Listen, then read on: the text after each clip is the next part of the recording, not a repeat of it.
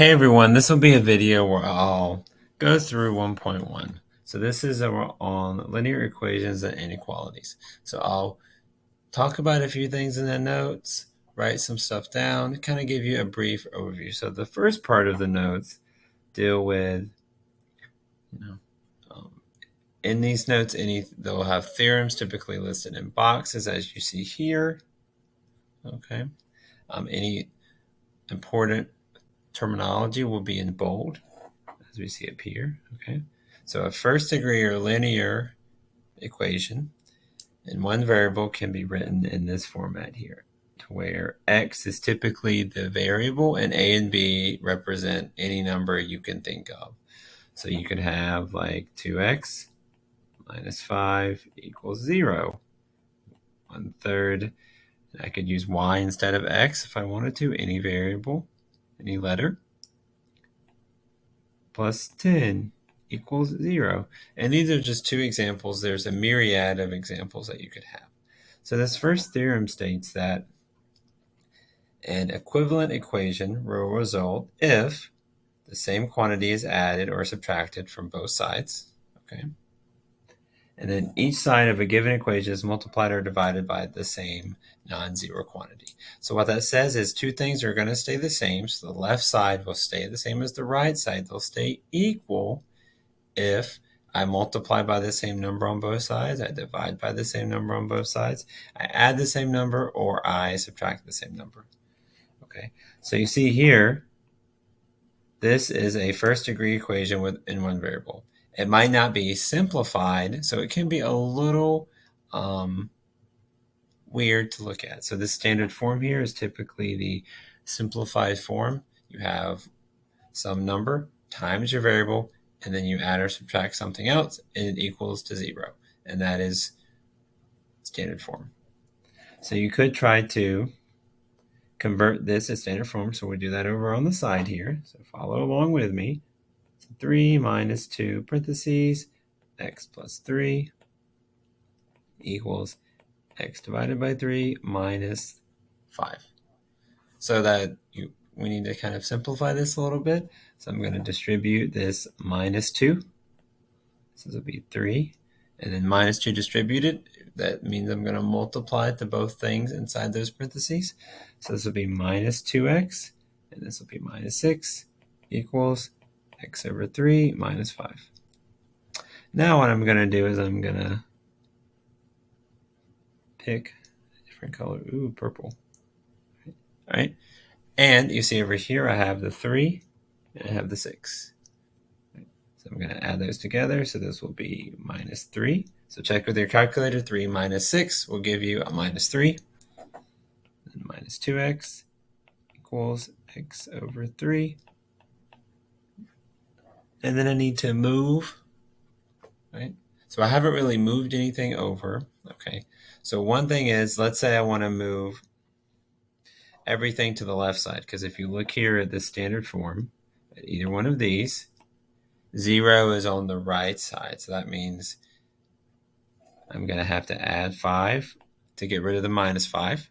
I'm going to have to add 5 to the left side because I added it to the right.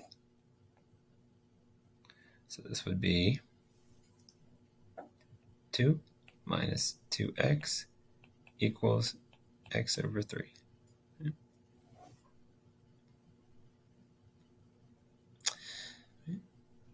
So one other thing I see here is of the side here, it says clearing the fractions. Okay. So I want to get rid of this divided by 3. Okay. Sometimes you might not need to. It does make it look nicer, and I know a lot of people don't really like fractions. So we can just multiply each side by 3 to get rid of this fraction. I multiply it on the left and the right, but if I do it on the left side, I need to distribute. Don't forget that. So I get 6 minus 6x equals, these will cross out, just like these 5's crossed out up here. And last but not least, I need to move the x over. So I'm going to subtract x on the right and the left, because that'll get rid of the x. Okay, so x minus x will cross out, and I'll get 0. And on the the left, I'll get 6 minus 7x. So this is your standard form. You could rewrite this as minus 7x plus 6 equals 0. If you want the x term to be first, okay? So we have this example down here where, I want to solve this now. So one result could be solving is getting it in standard form, but most of the time, from middle school, high school, elementary school, if you've done something like this, solving for x, typically you get x's on one side, you get the numbers on the other, and then you divide by what's in front of your x term to solve it. Okay. So typically what we're going to do here is we're going to simplify and then combine like terms. So we're going to distribute this 3, distribute that 3. So I get 8x and then minus 3x. And then negative 3 times negative 4 would be a positive 12 equals. And on the right side, 3x minus 12. And then I'm going to add 6. Okay.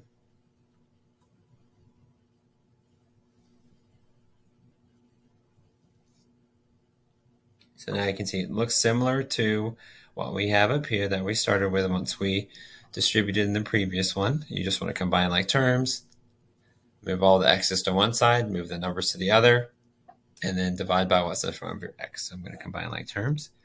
So these will combine to give me a 5x. And over here, these numbers will combine because they don't have an x, so they're the same thing. Okay. So this would be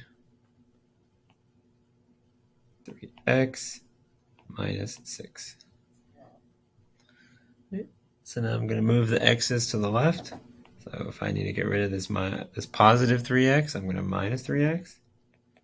And then I'm going to do this, move the 12 to the other side because it doesn't have an x being multiplied to it. So I'm going to do the opposite. So minus 12, minus 12.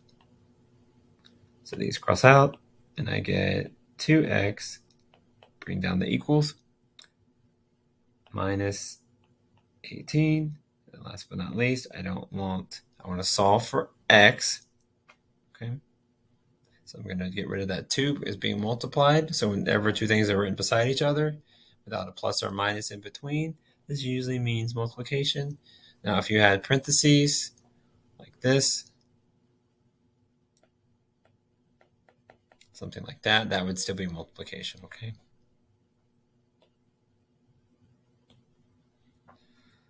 So divide everything by 2, and we get x equals negative 9.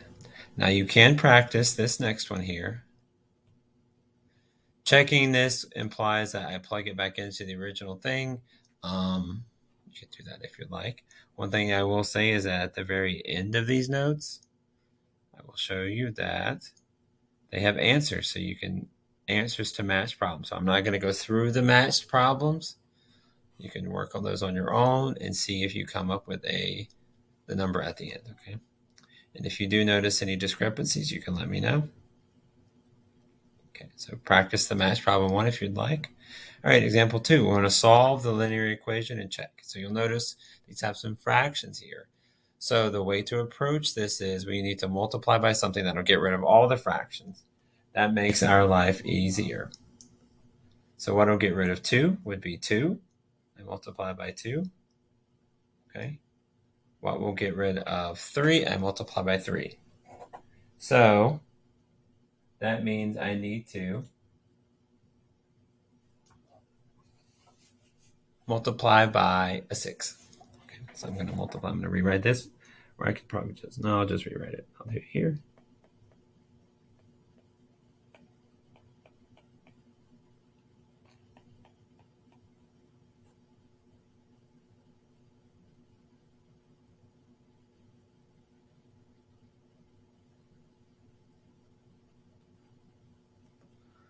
I'm going to multiply through by 6. So I'll multiply both of these by 6 and these by 6.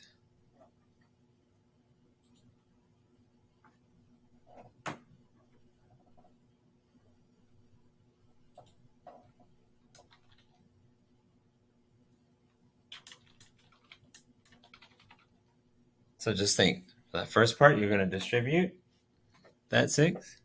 You're going to distribute here, distribute here.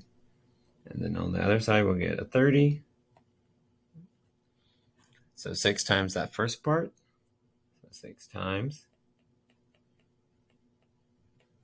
And then minus 6 times. And then we need to simplify a bit. So 6, think of this as 6 over 1. And this is 6 over 1 to kind of, since it's a fraction we're multiplying it to. So this 6 and this 2 will make 3 if I reduce. So then 3 times the x plus 2 we have there. So that'd be 3x. So distribute this one now. Plus 6.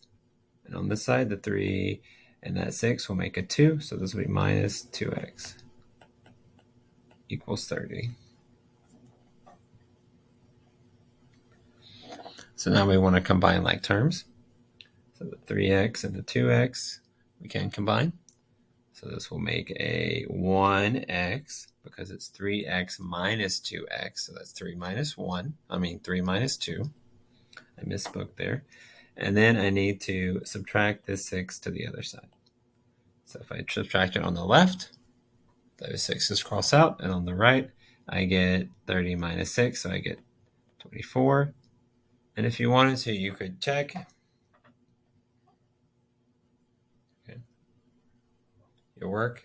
So as x 24, you can plug it back in and check. So if you just want to check, 24 plus 2 divided by 2 minus 24 over 3. Does this give me a 5, right? So this would be 26 over 2. This would be 13.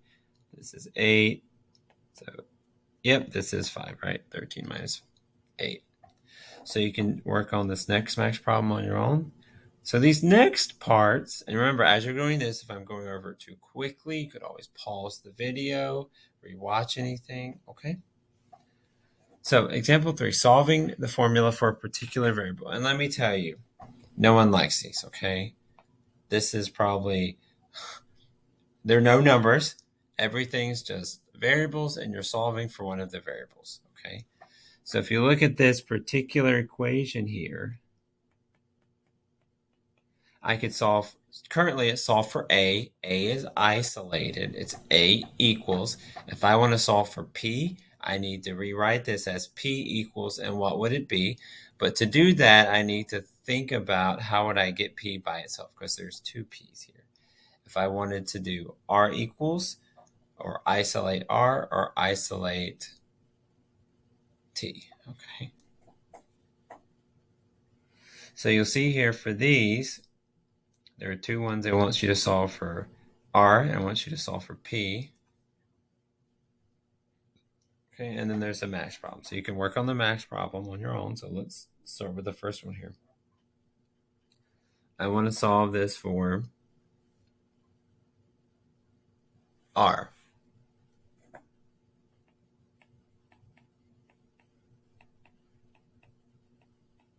So I notice R is here. Okay. So all the other terms that don't contain R, I'm going to move to the other side. I'm going to add them or subtract them over. So that means I'm going to take this P and I'm going to minus it over. But this is A and that's P, they won't combine. So, but these P's will cross out. So what I have now is A minus P equals P RT. And all these 3 things here are written together, so that means they're all being multiplied. What cancels out multiplication? Division. So if I want R and P and T are being multiplied to it, I need to divide by P and T. I divide the whole other side by P and T. So these P's cross out now, and these T's cross out now. So I get that A minus P divided by P times T equals R. And those P's will not cross out, okay? And I have successfully solved this for R, okay? So the next one here, I want you to solve it for P. It can be, this one is a little more tricky, okay? You'll notice P is in both terms. You're like, well, how can I do that? Right? So for something like this, if I want to solve for p, I can't really get rid of one term or the other. They both have p. So what you do is you move all the terms with p on the same side. So these are already on the same side. And I'm going to factor out the p. I'm going to pull it out in front.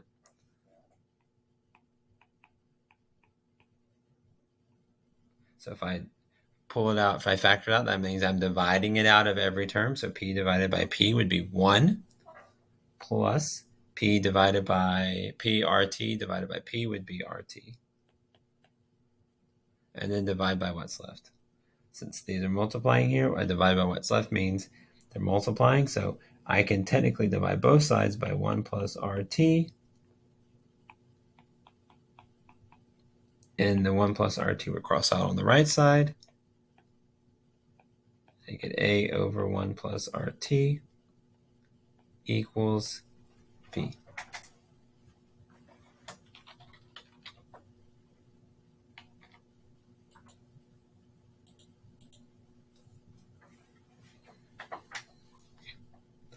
So you can practice these other ones on your own. So now we'll move on to another part of 1.1, linear inequalities. So for any numbers that you have A and B, you can rewrite it as A is less than B, or A is greater than B, or A is less than or equal to B, or A is greater than or equal to B. Okay. So if A is less than B, that means B is larger than A. Some people think of this as B is more positive. Like if you draw it on a number line, B is further to the right. Okay. So if we look down here, how would I do? So I'm going to think this is less than, and this is greater than. I always remember when I learned this in elementary school that the alligator is hungry. So you can think of the symbol as an alligator mouth, and it's eating the larger amount because it's hungry. Okay. So for this first one here, 5 is larger than 3, so it would do this. So this would be 3. You would read this as 3 is less than 5. For this next one, -6 and -2. Remember, I also said the more positive number is larger. Right? So then it would open to the right. We could say -6 is less than -2. And last but not least, we have 0 and -10. 0 is more positive than -10. So then it would open to the left. So we would read this as 0 is greater than -10. Okay. So let's look at the next one, theorem 2. Okay. So in this one, it would talk about inequality properties. So we see here for this theorem, an equivalent inequality will result, and the sense or direction will remain the same for each side of the original inequality. So what this is saying is that if I have an inequality in place and I add or subtract the same number on both sides, that's what number 1 is saying. It's going to stay the same. If I multiply or divide by a positive number, it'll stay the same. But if it's negative, it flips. So the alligator will open the other direction. Okay. And that's what it's saying in 3. If it's multiplied by a negative number, it'll flip. And that's kind of hinted at number 2 up here. And then multiplication or division by 0 is not permitted. Okay. So I would say know this chart, open it up. When you have your homework, go through it. This gives you 8 very nice examples. So if the interval notation is, let's say, and we can practice, let's see, is there some down here? Yeah. But for instance, I'll just pick one. I'll pick this one. If I have this as my interval notation, the inequality notation would be -2 is less than or equal to because of the bracket on the -2. I got to put my variable. I'm just going to use x, and then less than 4. It's less than 4 because 4 does not have equality because it's a parentheses.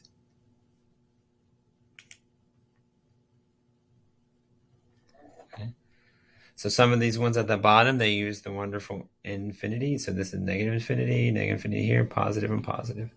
So negative infinity is used if you have x is just less than a number. If it's less than or equal to, you'll see here it uses a bracket. If it's just less than, it uses a parentheses. So brackets are used for equality of those endpoints. Parentheses are not if I don't include that endpoint. Okay. And we see we have an infinity that's positive on the right if you are greater than a particular number. So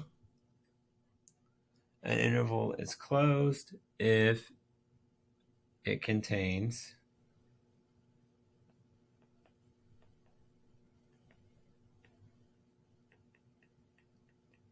all the endpoints. Okay.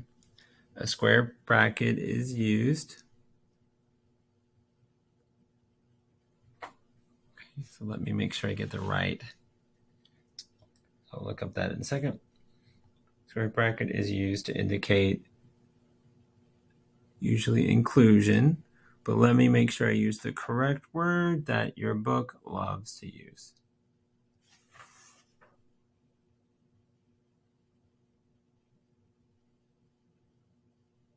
Okay. Square bracket is used to indicate endpoint is included. Okay. Parentheses are used to indicate endpoint is not included. And then open interval is if the interval does not contain any of the endpoints.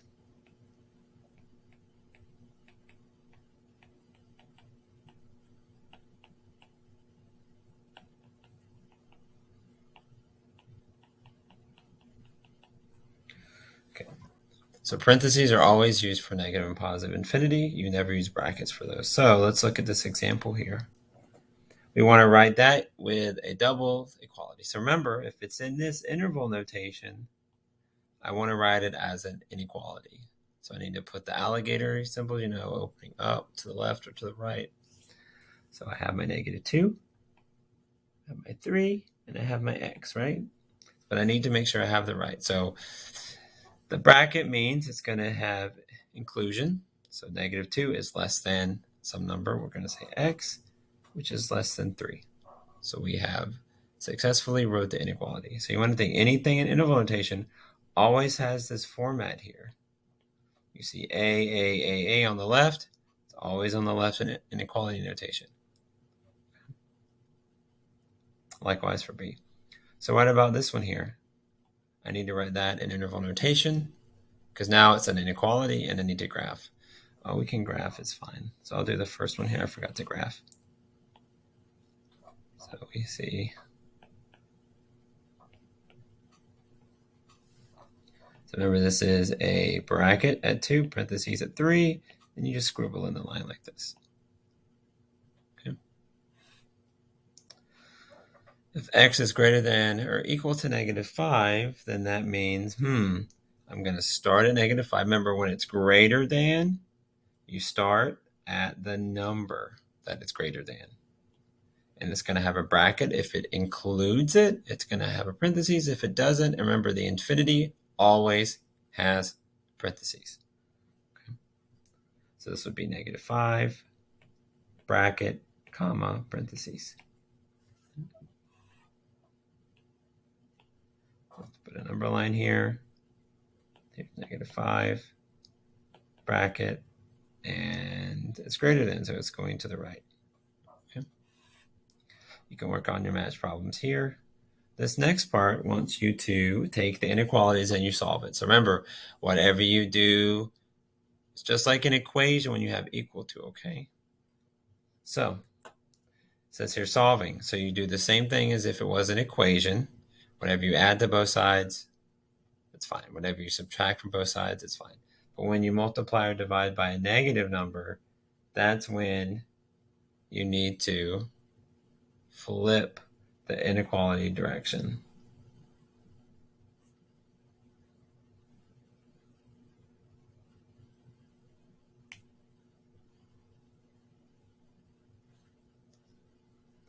So let's look at this one. We want to solve this inequality here.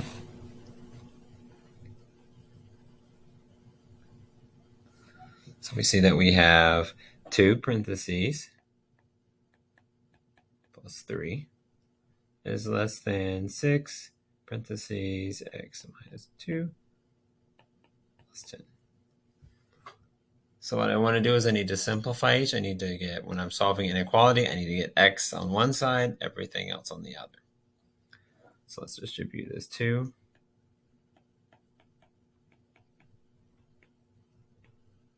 And now I'm going to distribute the 6 here. Okay. And I notice that on the right side, I need to combine those two numbers. So I'm going to do that, which is the minus 12 and the 10. So now I'm going to move the x over to the left. So I'm going to minus the 6x because it's on the right side. I need to minus it to move it over. And this positive 6, I need to move to the right. So I'm going to subtract it because it's a positive 6 to move it over. So these 6's cross out, and these 6's cross out. Bring down your inequality sign. Remember, it doesn't change when you add or subtract, okay? So it'll be minus 8, and this will be minus 2x. But I want to solve, I want a regular 1x, not a minus 2x. So I need to divide by this minus 2 in front on both sides. So it's a minus 2, and then you see an x. That means you're doing a product, so you need to divide to get rid of that. So this would be x, and then remember, you're dividing by negative here. So you flip the direction. Okay. Whenever you do it, that direction will flip. So now it's going to open to the left side. And this will be 4. So if you want to write this in interval notation, x is greater than 4. Well, how would I do that? Well, up here we see if it's x is greater than 4. 4 in this case is your b. So that would be 4 to infinity. Okay. And it wants a graph, so that would just be, here's my 4, parentheses, and then I do arrow to the right because I'm greater than. Okay. So for this number 7 here, I want to solve and graph it. So this is a double, or some people call it a compound inequality because it's a number on the x is like surrounded by an inequality on the left and an inequality on the right, so it's compounded together. And some people think it's 2 inequalities in one, so it's a compound. Right? So I have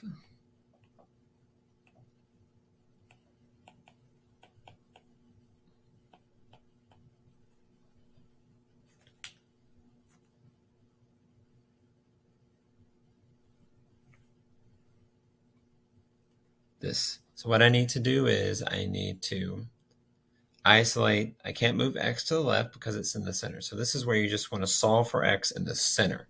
So I kind of want to get this x by itself. So to do that, well, I'm not going to divide by 2 because to do that, the x term, the 2x, needs to be by itself. So I'm going to minus the 3 first.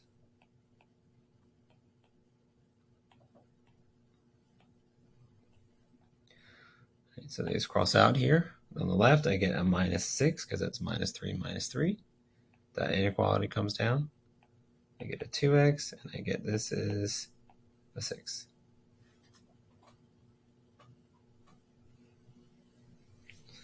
And now I can divide by that 2. Now you divide it on the left and on the right. Okay, it's very important here. Okay. So if we do that, we get minus 3 is less than x is less than or equal to 3.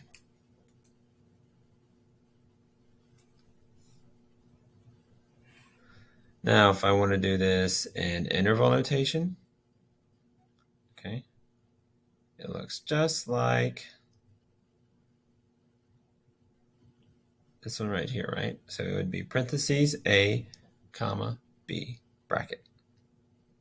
And how can we get that? So remember, if you have a compound inequality, the first number you see minus 3, comma, second number you see 3, and then which has parentheses? Well, the negative 3 is right beside the inequality that doesn't have the equal to, the underline. So I put a parentheses there because there's no underline here, okay? It's not there, but this one has an underline. So this is equality, so I use a bracket. So the last bit of these exercises are procedure for solving word problems. I'm going to open up this candy while you take a moment and read these procedures. So it says here that we need to do what? Read the problem carefully. That's one of the main concerns with word problems, is that even I do it. I don't read. I want to read fast. I have other things I need to do. So I just like speed read. Okay. You always want to identify what's the unknown quantity, and then somehow can you create some equation from this. Okay. So identify other quantities in the problem that are known or unknown, and express these in terms of the variable you introduced in step 1.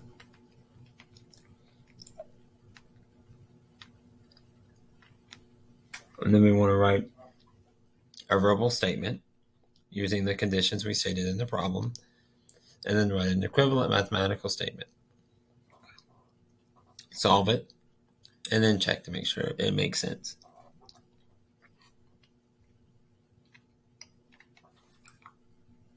So Alex purchases a big screen TV. He is charged 7% sales tax, and then a $65 delivery charge. If the total cost was $1668.93, what was how much did he pay for the TV? So purchase price and what you pay. So one trick here is that, well, if you pay sales tax, then you can think the total you pay is 107%. So if there was no tax, then you would pay 100%, right? You would pay the purchase price of the TV. But since you have a tax, you're going to pay a percentage of the purchase price. So in this case, 107%.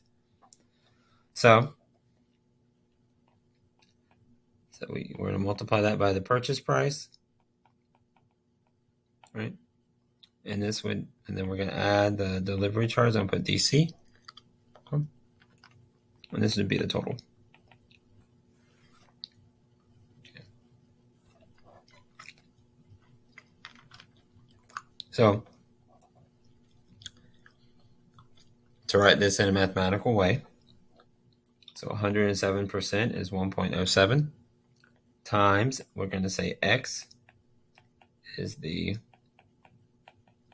purchase price. So if the sales tax was 10%, it would be 1.10. If the sales tax was 4%, it would be 1.04. Okay. Now you want to think, let's say that if you had a rebate, let's say that the TV is on sale, is 20% off, right? Like what is the purchase price? Like what would the price be before the sales price? Then it would actually be below 1 because it's a sale. Like, okay. And if we get to 1 with sales, we can go over that too. So we have this. Right? So this would be how much you would like pay in the store, and then it's being delivered. So we're going to add to that the $65, and then what do we owe at the very end?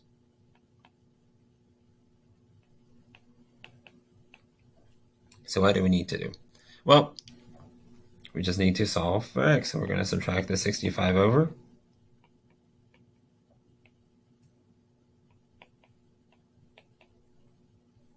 Those cross out. This would be And then now we need our handy dandy calculator. So get your calculator out.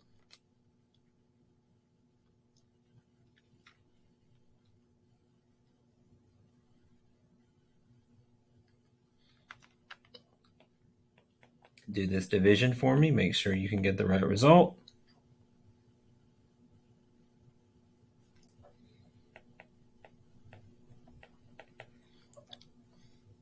That is an expensive TV. Hopefully it is good. So this is how much you paid, okay? So you have a math problem here. You can practice, okay? So last but not least, profit cost analysis. And we might have break-even analysis too. So company use profit loss analysis to support decisions regarding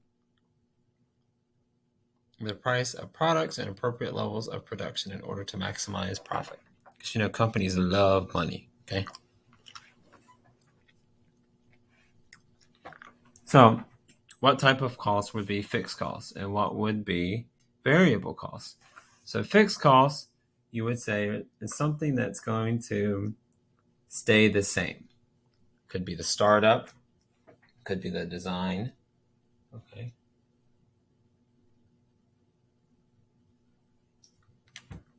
Okay. And variable cost would be what?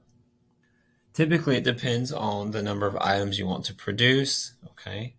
So back in the day, you had a phone, you would actually pay, for minutes that you would use, right? You might have a flat fee for something, but then you would do what? Pay for every minute you have a call. Some of you might think that is weird, but yeah, that's how it was, right? I know some phones do that now with data. Like you might have a flat fee for your data, but then anything additional you're going to have to pay. So that additional pay would be your variable cost. Whatever you pay flat would be your fixed. Okay. Now for certain companies making an item, right? Fixed cost would be, how much is it just to run, the factory today, the plant? A variable cost could be, oh, well, if I need to make so many of these products, maybe more people need to come in, right? So that would be your variable cost. Okay. So revenue for a company is the amount of money the company makes. And how do we get that? So revenue is the amount of, let me rephrase. Revenue is the amount of money the company receives from selling a product. Okay, so how much money it's getting. You could think of it as how much money it makes, but just be cautious because sometimes people think of the profit as how much money you're making, okay? So just beware that profit is revenue minus cost. Cost is, the total cost, which is the fixed plus the variable, right? So total cost would be your fixed.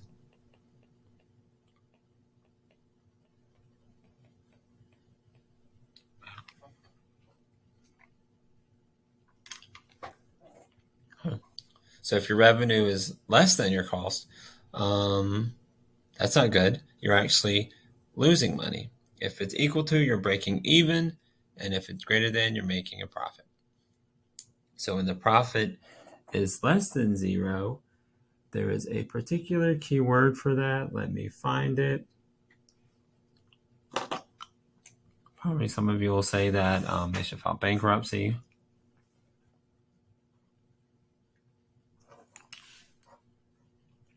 Let me see where this is located.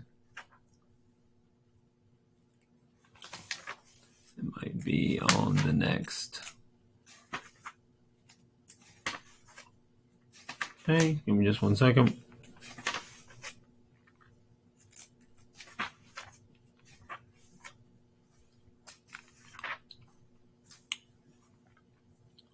I think the word might be there's a deficit. I think that's what they could be referring to. But no worries. So if the profit is 0, right, you could say a few things. If it's less than 0, the revenue is what? It's actually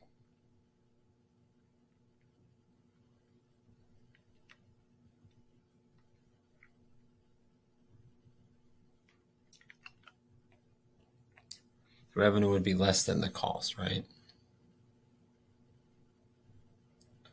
Because the company would be losing money. Okay. And if the profit, then that means your revenue equals cost, so it break even. And if it's greater than 0, it is what? It's actually making money. So revenue would be greater than cost. So it's kind of funny. We talk about profit as revenue minus cost, and up here it says if revenue is greater than cost, the company makes a profit. So when the profit is positive, the company profits. I mean, it's kind of silly to say that, but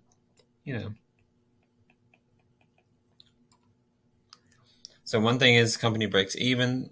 Very useful thing here. So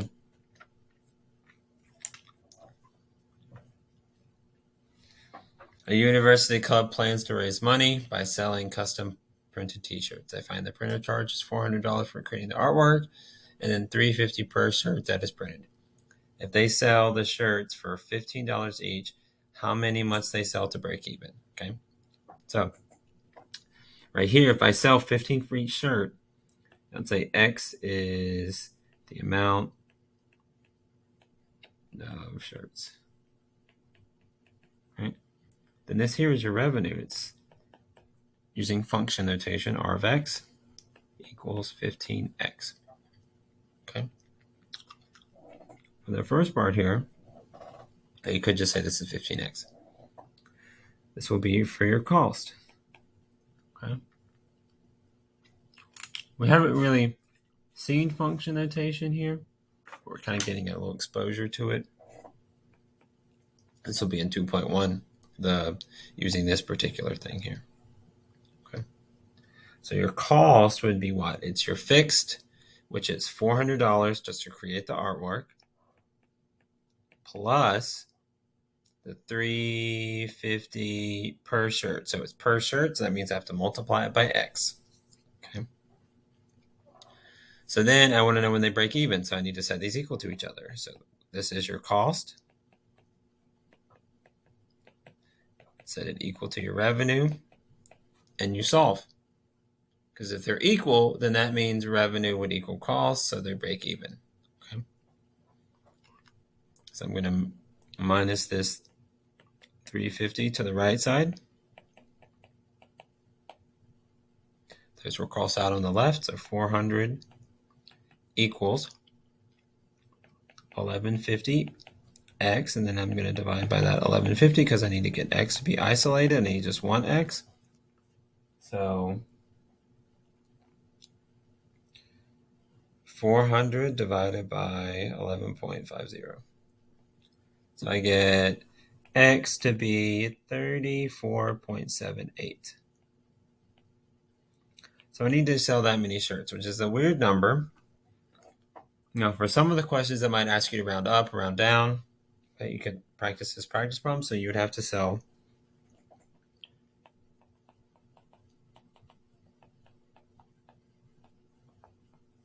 to break even, okay?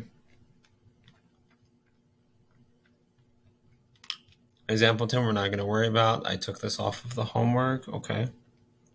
And that concludes 1.1. So I hope you enjoyed this video. I will be making these through the semester. Sorry this one is being posted so late. Let's just say this is the first week of classes, and it has been a hot mess here on campus. So if anyone does need any further assistance, please reach out to me. Thanks for taking the time to watch this.